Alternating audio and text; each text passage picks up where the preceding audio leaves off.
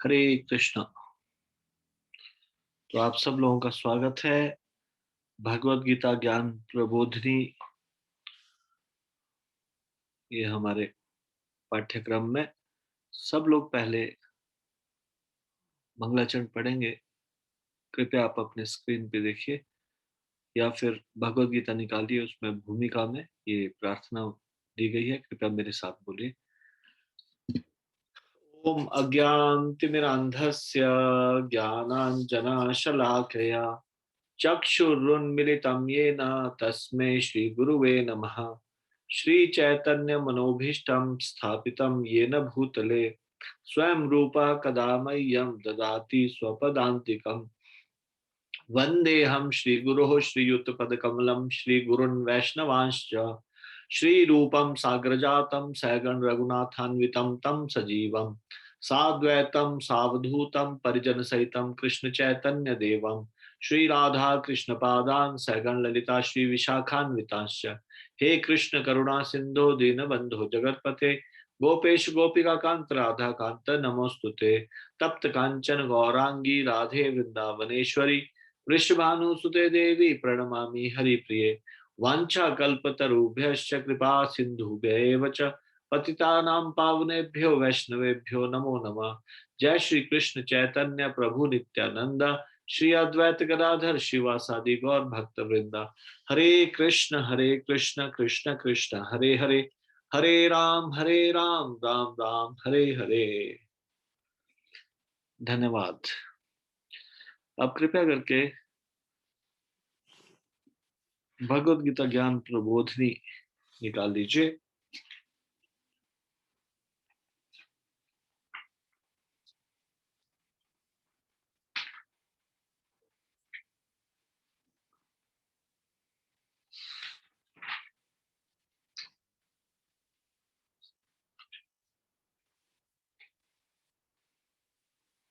Screen को थोड़ा बड़ा कीजिए।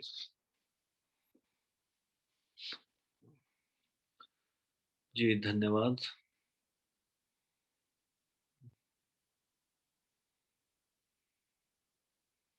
तो पिछला पेज निकालना होगा।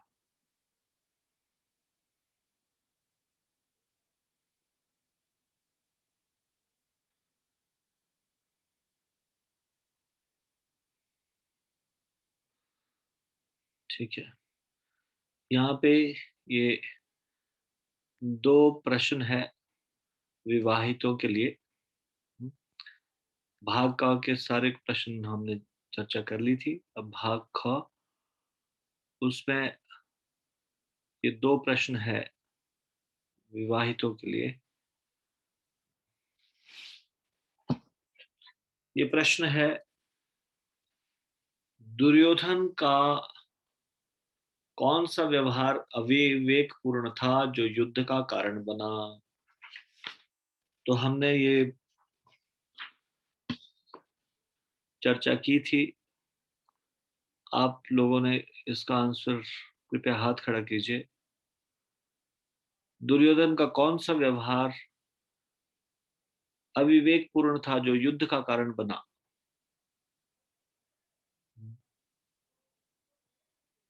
Please raise your hand. Participant में जाइए, उसके बाद वहां पे लिस्ट आएगी, सबसे ऊपर आपका नाम होगा, उस पर क्लिक करके रेज हैंड का ऑप्शन आएगा। तो यदि आपको आंसर आता हो तो कृपया हाथ खड़ा कीजिए। केवल 3 हाथ खड़े हैं केवल, बाकी लोगों का आंसर नहीं आता। ये तो हमने इसमें पढ़ा था ना।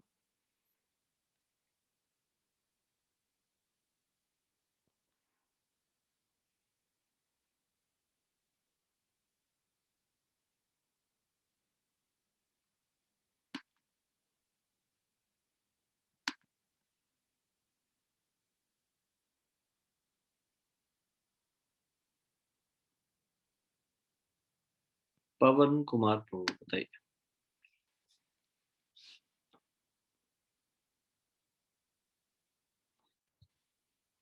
अनम्यूट कीजिए और बोलिए। अच्छा, माफ कीजिए इसमें, हाँ अब अनम्यूट कीजिए।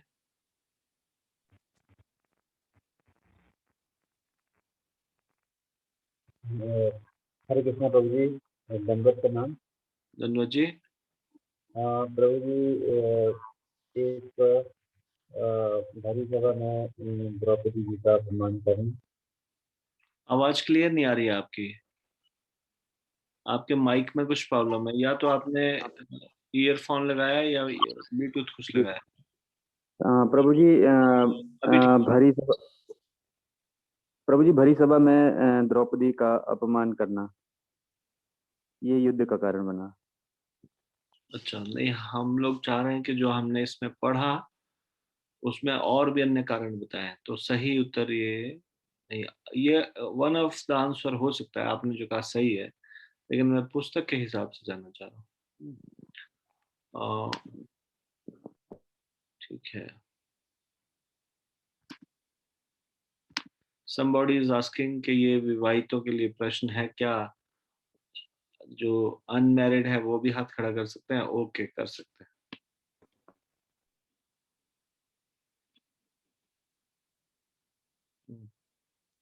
कमलेश गुप्ता माता जी। हरे कृष्णा प्रभु जी। हरे कृष्णा प्रभु जी।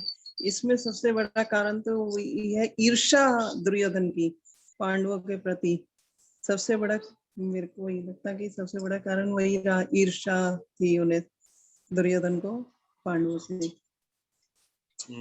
राज्य की एग्जैक्ट आंसर ये नहीं कल मैं से अधिकार करना चाहता था। एग्जैक्ट आंसर चाहता हूँ। ठीक है, ठीक है, जो आप कह रहे हैं वो कुछ हद तक सही है, लेकिन एग्जैक्ट आंसर नहीं। जयप्रकाश प्रभु। हरे कृष्णा प्रभु जी, दंडवत प्रणाम। जब कृष्ण भगवान जी शांति का समझौता लेकर गए थे उनके पास में, और उन्होंने जब लास्ट में कुछ नहीं माना था, तो आखिर में 5 गांव मांगे थे पांडवों के लिए, लेकिन दुर्योधन ने ये कह दिया था मैं 5 गांव तो क्या, एक सुई की नोक के बराबर भी भूमि नहीं दूंगा इनको। I think. हरे कृष्ण प्रभु जी। धन्यवाद। हाँ हाँ, ये तो है ही है, अविवेक पूर्ण व्यवहार।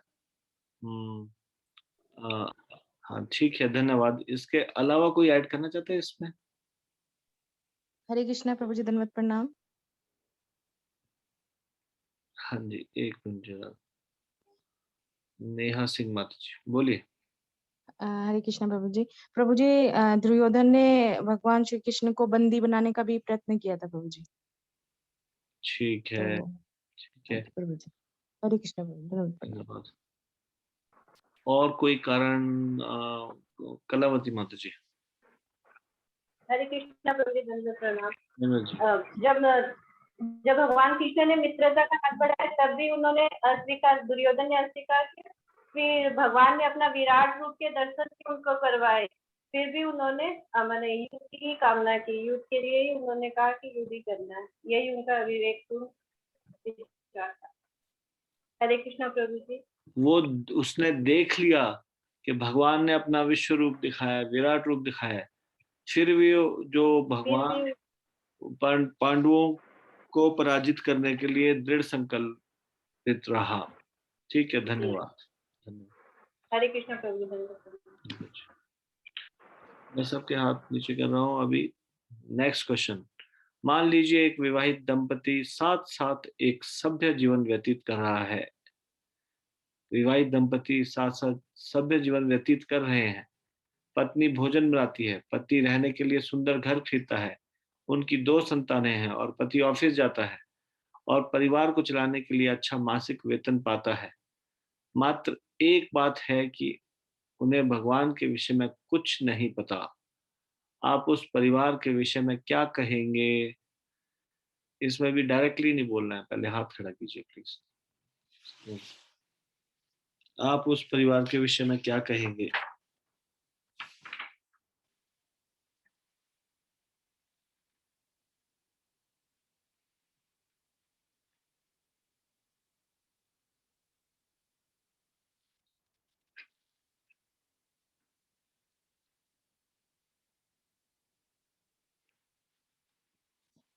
बोलिए। अब बोलना नहीं है, सॉरी, हाथ खड़ा करना।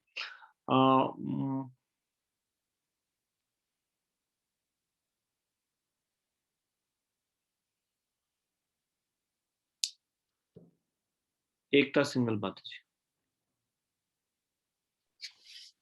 हरे कृष्णा प्रभु जी, दंडवत प्रणाम। धन्यवाद जी। प्रभु जी, ये इसमें कोई बुराई नहीं है कि वह एक सभ्य जीवन व्यतीत कर रहे हैं, दाम्पत्य जीवन, लेकिन ऐसे जीवन का भी कोई अर्थ नहीं है जिसमें हम भगवान के लिए एक क्षण भी ना निकालें। ऐसा अपना सारा जीवन व्यर्थ गवा रहे हैं।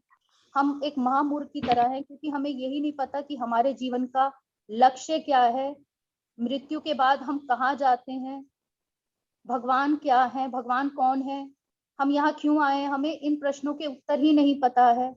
तो ऐसे जीवन का कोई अर्थ नहीं है, ये जीवन व्यर्थ है। ठीक है।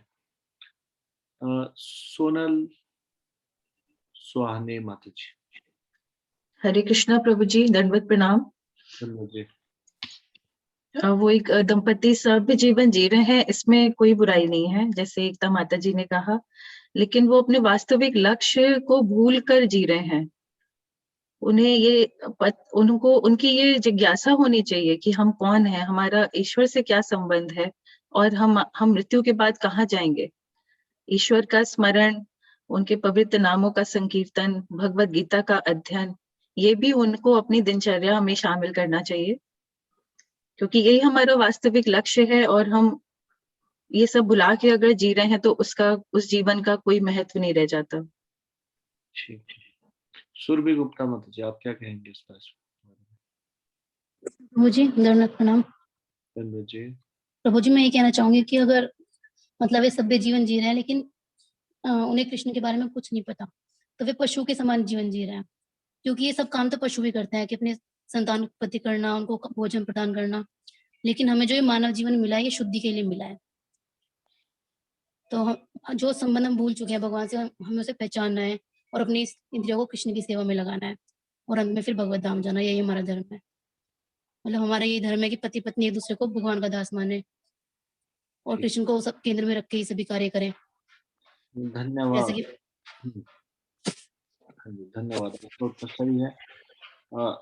अचिंत्य गौर प्रभु, वो पीछे वाला पेज निकालिए जहाँ पे महाभारत का वो श्लोक है, आहार निद्रा।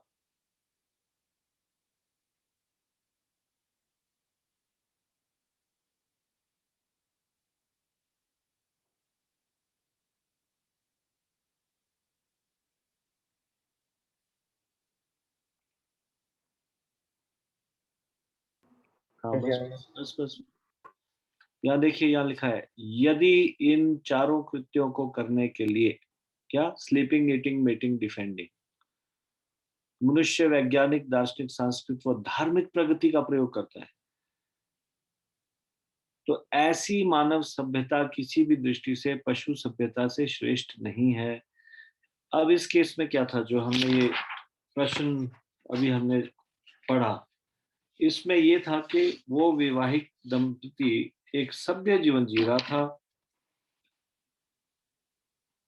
अच्छे से अपने संतानों का पालन कर रहे थे, पत्नी घर का कार्य करती थी, भोजन बनाती थी, पति परिवार को चलाने के लिए अच्छा वेतन पाता था। लेकिन जिस व्यक्ति को भगवान के विषय में कुछ पता नहीं, कोई भगवान के विषय में जिज्ञासा नहीं कर रहा, इस ऐसे व्यक्ति के बारे में क्या कहा जाएगा? तो उसके बारे में यही कहा जाएगा, यहाँ पे जो लिखा है, ऐसी मानव सभ्यता किसी भी दृष्टि से पशु सभ्यता से श्रेष्ठ नहीं है, क्योंकि वो चार चीजों के लिए ही, देखो, सारे पशु इन चार चीजों के लिए कार्य करते हैं, और ये व्यक्ति भी क्या कर रहा है, इन चार चीजों के लिए ही कार्य कर रहा है, sleeping, eating, mating and defending, आहार, निद्रा, भय, मैथुन। और इसके निचले वाले श्लोक में इटैलिक में लिखा है, यदि आधुनिक मानव अपने आहार व निद्रा के विकसित ढंग पर गर्वित है, यानी कि देखो, एक अच्छा मकान उसने खरीदा है, सुंदर घर खरीदा, अच्छा 2 संतानें, ऑफिस जाता है, सब चीजें बढ़िया से कर रहा है, तो उसको क्या कहा जा सकता है, एक विकसित पशु ही कहा जा सकता है। भगवान की भक्ति नहीं कर रहा तो वो विकसित पशु है, और ऐसी सभ्यता पशु सभ्यता से श्रेष्ठ नहीं है। और हाँ, उसको महामूर्ख भी कहा जा सकता है, जैसे माता जी ने पहले बताया। तो ये है इसका आंसर। ठीक है, दोबारा से प्रश्न उत्तर।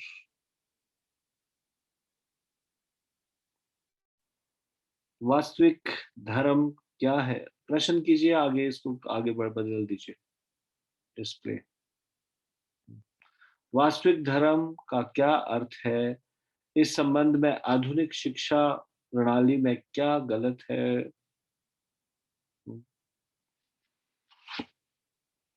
वास्तविक धर्म क्या अर्थ है, पहला ये बताना है। और पहले मैं सब लोगों के हाथ नीचे कर लेता हूं। अगर आपको मालूम है तो आंसर हाथ खड़ा कीजिए। वास्तविक धर्म का क्या अर्थ है? इस संबंध में आधुनिक शिक्षण प्रणाली में क्या गलत है? पवन कुमार को यस बताइए।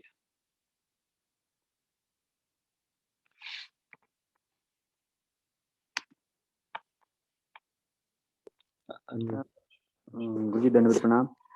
गुरु मनुष्य का धर्म है कि वो ये जाने कि मैं कौन हूँ, मेरा भगवान के प्रति क्या संबंध है, और मुझे मैं मृत्यु के बाद हमारा क्या होगा, इसके बारे में मनुष्य को ज्ञान होना चाहिए। यही मनुष्य का धर्म होना चाहिए। ठीक है, प्रत्येक मनुष्य का धर्म यह है, इसमें आया था पुस्तक में पहले उसी श्लोक के नीचे। प्रत्येक मनुष्य का धर्म यह समझना है कि वह कौन है, भगवान कौन है, भगवान और उसके मध्य का संबंध क्या है, और भगवान की प्रेम भक्ति में संलग्न रहना। ये है मनुष्य का वास्तविक धर्म। ये यहाँ पे लिखा है, इसके नीचे श्लोक के नीचे, इसको ऊपर कीजिए। यहाँ पे प्रत्येक मनुष्य का धर्म, ये बीच वाली लाइन इटैलिक में जो सेकंड लाइन, प्रत्येक मनुष्य का धर्म यह समझना है कि वह कौन है, भगवान कौन है, भगवान और उसके मध्य क्या संबंध है, और भगवान की प्रेम भक्ति में कैसे संलग्न रहा जा सकता है। ठीक है, तो क्लियर हुआ। अब ये दूसरा प्रश्न इस प्रकार से है, यदि आपका कोई मित्र कहता है कि वह आध्यात्मिक जीवन तथा अथवा भगवान में रुचि नहीं रखता, उसे कृष्ण भावनामृत को अपनाने हेतु आप उसे कौन सी 3 बातें बताएंगे? अब आपने ये पूरा अध्याय पढ़ा इतना सारा, अब इस पूरे अध्याय में आपको क्या चीज ऐसी लगती है इम्पोर्टेंट, जो आप उसको बताएंगे अगर वो ये कहता है कि वो भगवान में रुचि नहीं रखता, आध्यात्मिक जीवन या भगवान में रुचि नहीं रखता, उसे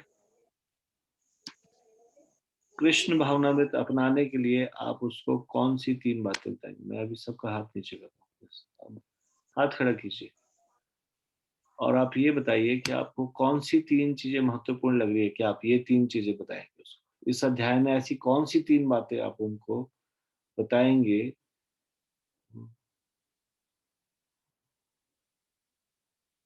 अगर वो कहता है मेरा कोई इंटरेस्ट नहीं है, आई एम नॉट इंटरेस्टेड, ना मुझे स्पिरिचुअल लाइफ में कोई इंटरेस्ट, ना मुझे भगवान में कोई इंटरेस्ट, ऐसा कोई आपका मित्र कहता है, तो आप कैसे उसको प्रेरित करेंगे? कैसे उसको क्या 3 बातें आप उनको बताएंगे? कृपया हाथ खड़ा कीजिए। राकेश बजाज प्रभु, यस प्रभु जी बताइए। हरे कृष्णा प्रभु जी, दंडवत प्रणाम प्रभु जी। प्रभु धन्यवाद। जी, सबसे पहले तो वो जो श्लोक है आहार निद्रा भय मैथुनम च सामान्य में तत् पशुभिर नरानाम, एक तो वो वाला श्लोक प्रभु जी, और एक महामूर्ख की कहानी। अच्छा, 2 चीजें हो गई। और तीसरा प्रभु जी वास्तविक जीवन का लक्ष्य हमारा क्या है, वो मतलब तीसरे में थोड़ा सा कंफ्यूजन है प्रभु जी, बट यही लग रहा था कि भगवान का हमारे से क्या संबंध है। इसमें तो हमने बहुत सारी चीजें पढ़ी, कुछ भी जी, 3 चीजें बताई जा सकती है, आप किन 3 चीजों को वरीयता देंगे कि हाँ ये चीजें बताई जाए?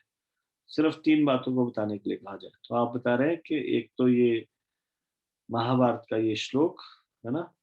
जी दूसरा महामूर्ख वाली कथा, और तीसरा क्या कहा आपने? तीसरा प्रभु जी भगवान से हमारा संबंध।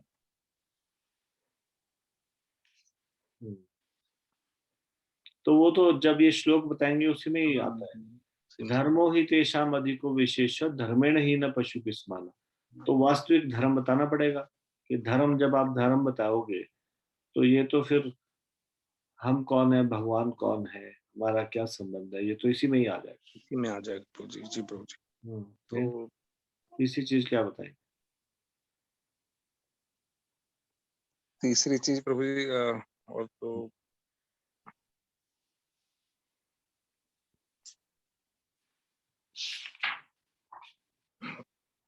चलो अच्छा, खुशी गुप्ता माता जी बताएं।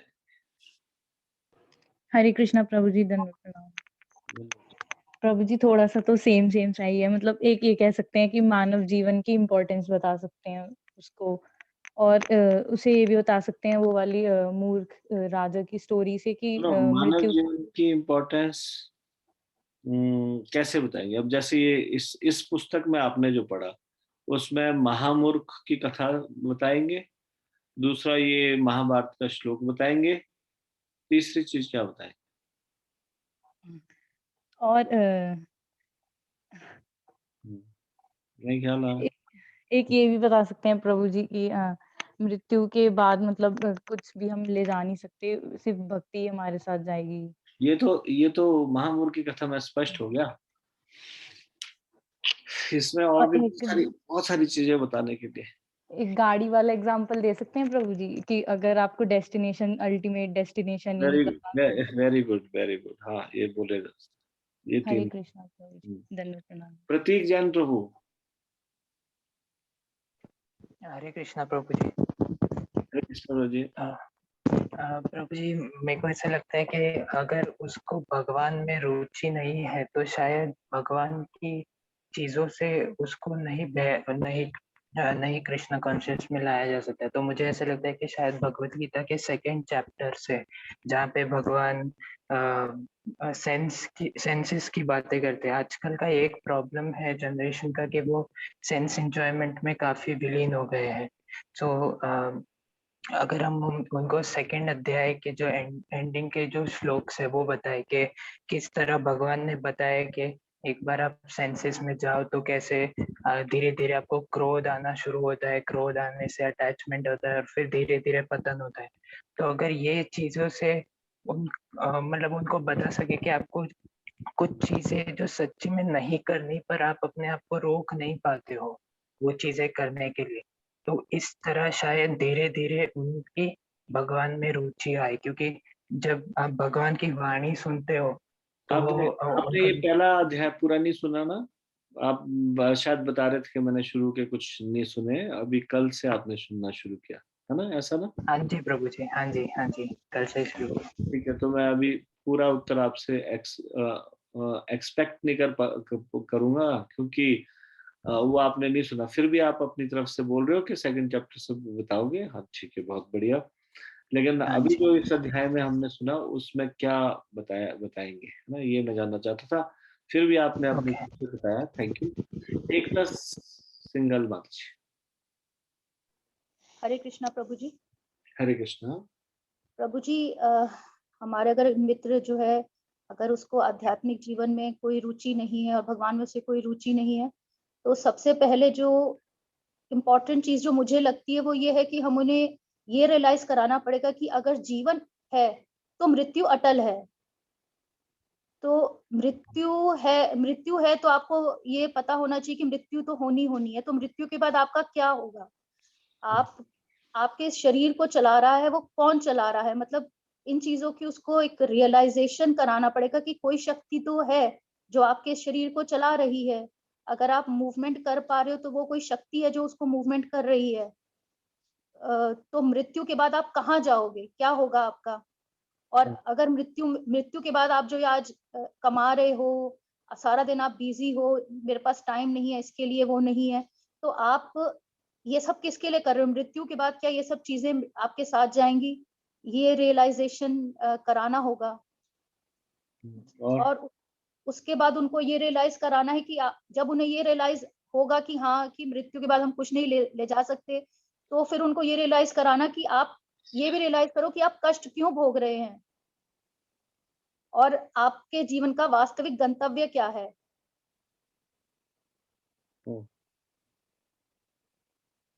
अब ये दोनों चीजें ना स्टोरी के माध्यम से बड़े अच्छे से बताई जा सकती। आप कुछ साथ नहीं लेके जा पाओगे, मृत्यु के बाद क्या होगा, ये चीज महामूर्ख की स्टोरी से बताई जा सकती है। हमेशा व्यक्ति सुनता है तो ऐसे फिलॉसफी सुनने की बजाय ऐसे कथा सुनने से ज्यादा अच्छे से समझता है, एग्जाम्पल देने से ज्यादा अच्छे से समझता है। जी प्रभु जी। तो इसलिए ये आंसर होना चाहिए था कि हाँ, महामूर्ख की कथा के द्वारा ये समझाएंगे कि वो राजा भी कुछ नहीं, कि हाँ, कुछ नहीं लेके जा पाया और हम भी कुछ नहीं लेके जा पाएंगे। नहीं लेके फिर वास्तव में जीवन का गंतव्य क्या है, ये वो तेज जो कार चला रहा है और उसको मालूम नहीं है कि वो तेज चलाना चाहता है, उसको लगता है हम मेरे पास इन फालतू की चीजों के लिए व्यर्थ हैं, उसके द्वारा हम ये समझा जा सकता है कि अरे there should be some destination, भगवान ने किसी विशेष प्रयोजन के लिए दिया। अगर कोई इस तरह से करेगा कि मैं तेज चलाना चाहता हूँ, बस मैं नहीं जानना चाहता कि मैं कहाँ जा रहा हूँ, देन ही कैन, वो कहीं डेड एंड पे जा सकता है, कहीं गाड़ी जो है वो गाड़ी जिस चीज के लिए बनी नहीं है जहां जाने के लिए, वहां जाके अपना अनिष्ट कर सकता है। जी जी तो ये दोनों एग्जाम्पल के रूप में बताना ठीक रहेगा। जी ठीक है। तो किस तरह से बताएंगे? तो ये तो दो हुआ, तीसरा आप कष्ट क्यों भोग रहे हैं, आपके जीवन में कष्ट है, उसका क्या रीजन है?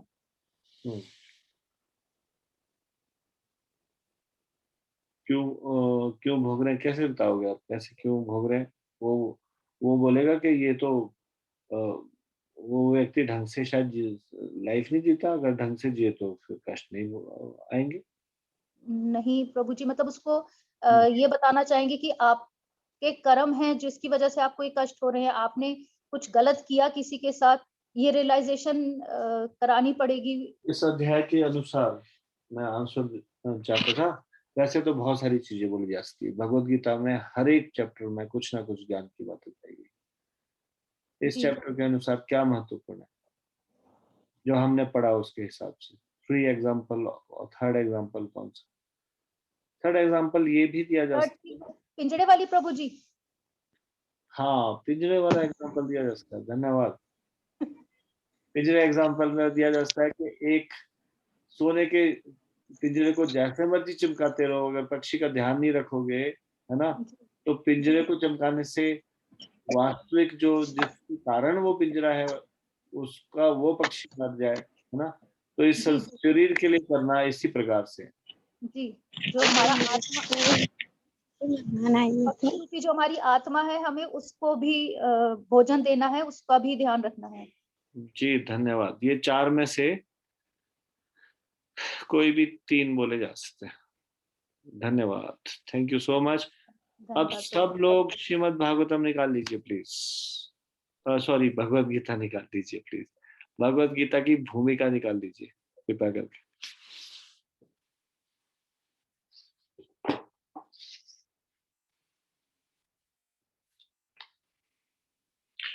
अब कुछ प्रश्न है जो कि भूमिका से आएंगे, आपको उस पर ध्यान रखना है और मैं बीच में पूछूंगा कि ये कौन सा प्रश्न, आज हम थोड़ा सा ही पढ़ पाएंगे, ज्यादा नहीं। तो सबसे पहले तो मैं आपको एक तरीका बताता हूँ। ये भूमिका अमेजिंग है। आप यदि कभी भगवत गीता पढ़ना चाहते हो, सबसे पहले आपको किताब उठाते सबसे पहले भूमिका की तरफ जाना चाहिए और भूमिका इसको पढ़ना चाहिए। जैसे हम ये क्लास शुरू करते हैं तो पहले ये मंत्रों का उच्चारण करते हैं। मैं आपको इस बात का विश्वास दिलाना चाहता हूँ, ये भूमिका में भगवान की विशेष कृपा निहित है। जब आप इस भूमिका के जिसको मंगलाचरण भी बोलते हैं, जिससे सारी चीजें ऑस्पिशियस हो जाती है, मंगल हो जाती है। जब इस तरह से आप आचार्य वृंद का आशीर्वाद लेंगे, गुरु का आशीर्वाद लेंगे और फिर आगे बढ़ेंगे इस मंगलाचरण को पढ़ के, तो आप देखेंगे कि आपका अंडरस्टैंडिंग डिफरेंट है जो बिना इन श्लोकों को पढ़े भगवत गीता पढ़ी थी तब।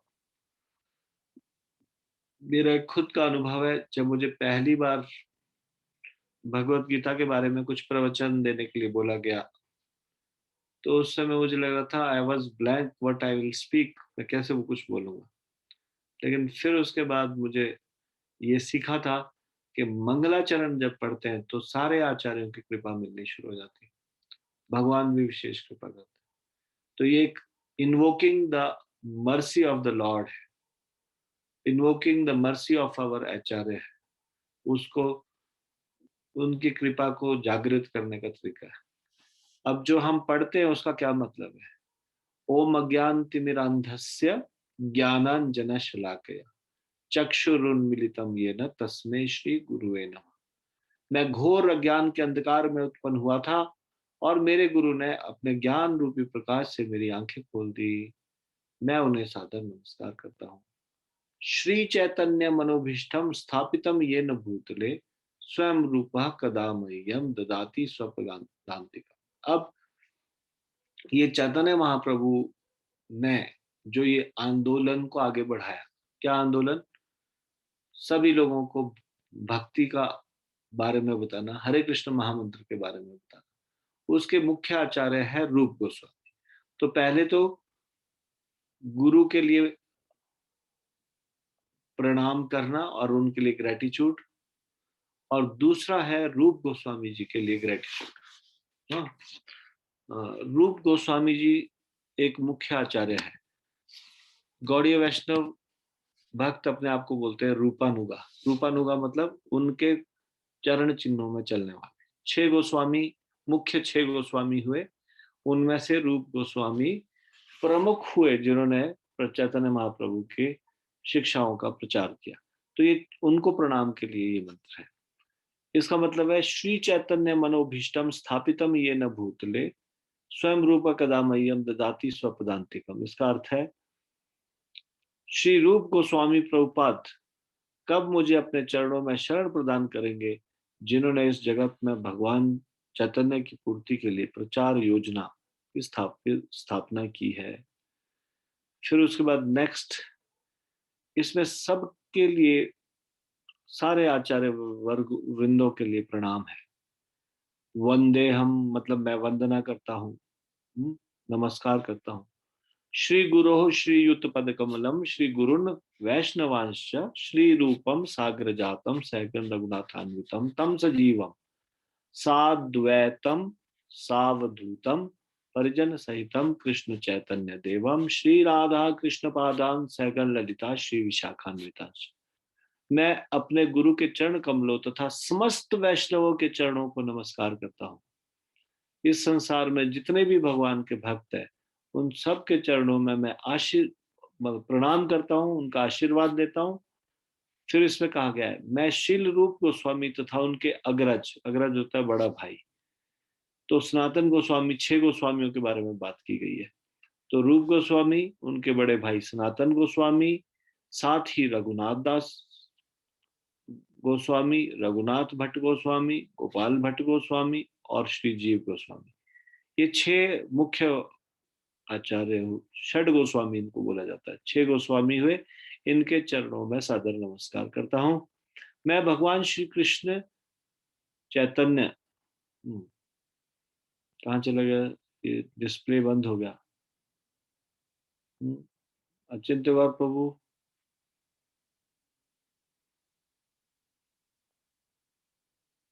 डिस्प्ले क्यों मट गया?